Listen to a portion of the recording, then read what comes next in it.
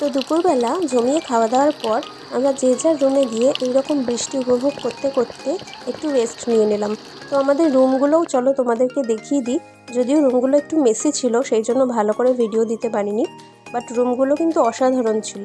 আর এই রুমটা ডাবল বেডরুমের ছিল, যেটার মধ্যেই আমরা সবথেকে বেশি মজা করেছি। তো সন্ধেবেলা ঘুম থেকে উঠে দেখি আমাদের সবার জন্য চা রেডি। তো বৃষ্টির মধ্যে হালকা চাও হয়ে গেল। আর স্ন্যাক্সে ছিল এই চিকেন মোমো, যেটা কলকাতায় তো আমরা কোনোদিনও খাইনি, এতটাই ভালো ছিল খেতে।